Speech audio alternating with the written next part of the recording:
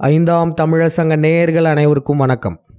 India பாகிஸ்தானுக்கு இடையே போர் பதற்றம்.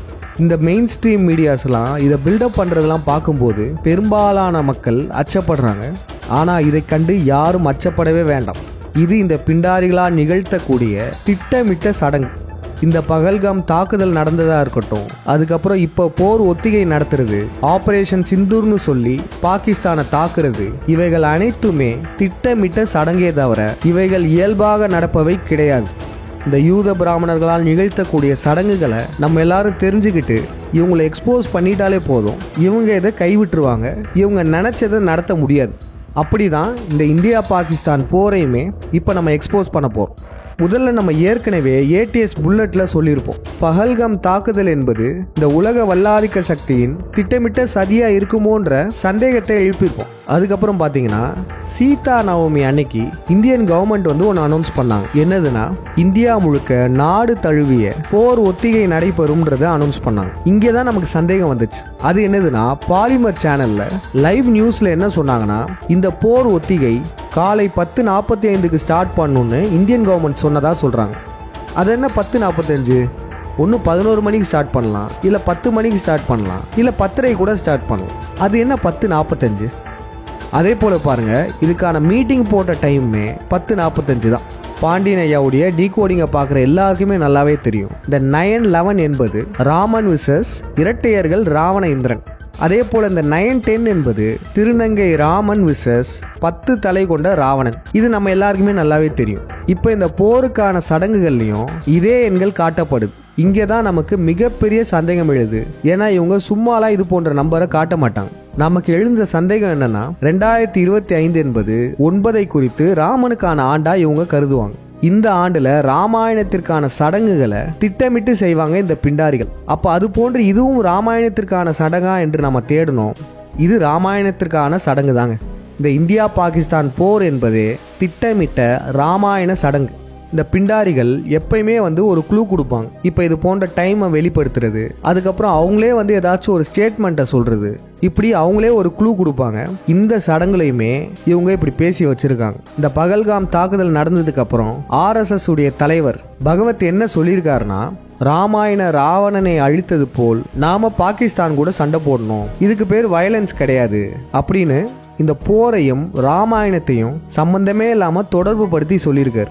ஏற்கனவே முனைவர் திரு பாண்டியனையா புல்வாமா தாக்குதல் அதில் உள்ள சடங்குகளை பற்றி தெளிவா விழியம் வெளியிட்டிருப்பார். அதுல இந்த அபிநந்தன் என்பவன் அனுமன் கதாபாத்திரம் ஏற்று பாகிஸ்தான்ல போய் சண்டை போட்டுட்டு வர மாதிரிலாம் இந்த பிண்டாரிகள் நாடகம் நடத்தியிருப்பாங்க. அதை முனைவர் திரு பாண்டியனையாவும் எக்ஸ்போஸ் பண்ணியிருப்பார். அந்த விழியம் பார்க்காதவங்க கண்டிப்பா போய் பாருங்க. அதே போலதான் இந்த தாக்குதலையுமே ராமாயணத்திற்கான சடங்கை செஞ்சு வச்சிருக்காங்க. ஒரு சிலர் சொல்லுவாங்க, எலெக்ஷனுக்காக பிஜேபி கவர்மெண்ட் இப்படி பண்றாங்கன்னு. முதல்ல எலெக்ஷன் எங்க வருது? பீகார்ல மட்டும்தான் வருது. வேற பிரைம் மினிஸ்டர் எலெக்ஷன்லாம் வரதுக்கு இன்னும் சில ஆண்டுகள் இருக்கு. அப்ப இந்த பீகார்ல நடக்க போற எலெக்ஷனுக்காகலாம் இப்படி பண்ண போறது கிடையாது. அங்கெல்லாம் EVM மிஷின் வச்சே ஜெயிச்சிட போறாங்க. அப்ப இது எலெக்ஷனுக்காக நடத்தக்கூடியது கிடையாது. ராமாயண சடங்கு அதான் இதை நிகழ்த்துறாங்க. இதுக்கு ஒரு சில எடுத்துக்காட்டுகளை மட்டும் பாருங்களேன். இந்த ஆண்டுடைய ஆரம்பத்துல கூத்தாடி விஜய் பரந்தூர் விமான நிலையத்துக்கு எதிரான போராட்டத்துக்கு போயிருப்பான். அதுவும் எத்தனாவது நாள் போராட்டத்துக்கு போயிருப்பானா, 910வது நாள் போராட்டத்துக்கு போயிருப்பான். இதை வேற நியூஸ் சேனல்கள்ல அடிக்கடி போட்டு காமிச்சுக்கிட்டே இருந்தாங்க. அது என்ன 9/10? ஒன்று 900வது நாள் போராட்டத்துக்கு போயிருக்கலாம், இல்ல 950வது நாள் போராட்டத்துக்கு போகலாம். அது என்ன 910? ஒரு 910 நாட்களுக்கு மேல. இதுவுமே ராமாயணத்திற்கான சடங்கு தான். இலங்கையிலிருந்து வந்த கண்டி தெலுங்கன் விஜய்க்கு பரசுராமன் ரோல் மட்டும் கிடையாது, மெயின் கேரக்டரா ராமனுடைய ரோலுமே இருக்கு. அதனால்தான் அவனுடைய ஃபேன்ஸை அனில்னு சொல்றாங்க. அப்ப இந்த ராமன் கேரக்டர் எதுக்கு பரந்தூர் விமான நிலைய போராட்டத்துக்கு போனோம்? பரந்தூர் என்ற ஊருமே ராவணனை குறிச்ச பேரு தான். முதல்ல விமானத்துல பறந்தவர் ராவணன். அதே போல அந்த ஊர்ல நடக்கிற போராட்டமே ராவணனை குறிச்ச விமானத்திற்கு எதிரான போராட்டம் தான். கூத்தாடி விஜய் 910வது நாள் இந்த போராட்டத்தில் கலந்துக்கிறது ஒரு திட்டமிட்ட ராமாயண சடங்கு தான். இன்னொரு அதிர்ச்சியான விடயம் ஒன்று இருக்கு. சீமான் இந்த ஆண்டு ஆரம்பத்தில் இந்த வெங்காய நாயுடுவை எக்ஸ்போஸ் பண்றது போல ஒரு செயலை செய்தார். இந்த வெங்காய நாயுடுவை பற்றி பல உண்மைகளை சொன்னாரு. இது நம்ம எல்லாருக்கும் தெரிந்தது தான். ஆனா இதுல நமக்கு தெரியாத ஒன்று என்ன தெரியுமா? இதுவும் ராமாயணத்திற்கான சடங்கு தான்.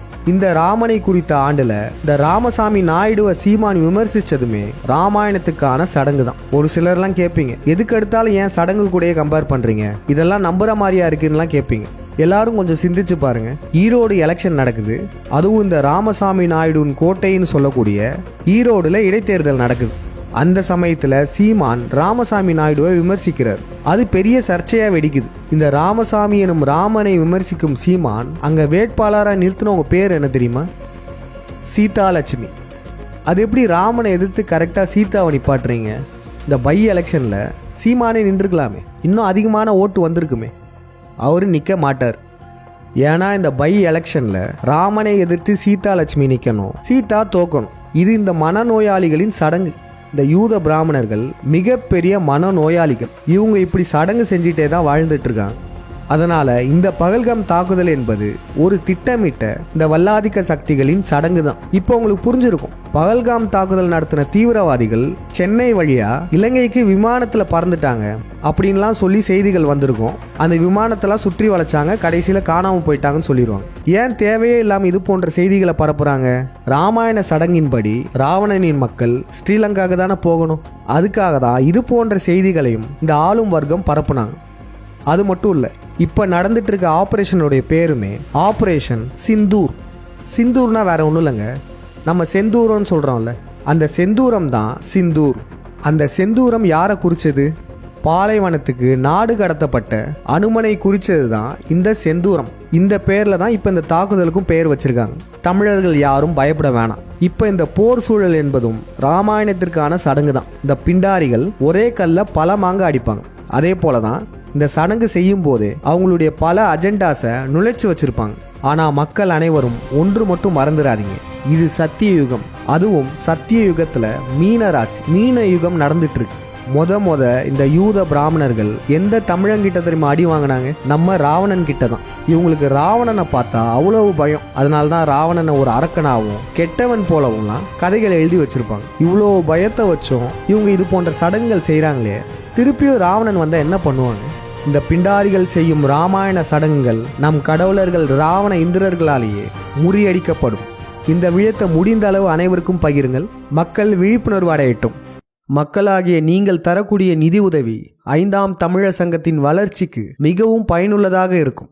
உங்களால் முடிந்த நிதியுதவியை அளிக்க விரும்புவோர் திரையில் காணக்கூடிய இந்த ஜிபே நம்பர் மற்றும் இந்த அக்கவுண்ட் நம்பருக்கு பணம் செலுத்தலாம். நன்றி, வணக்கம்.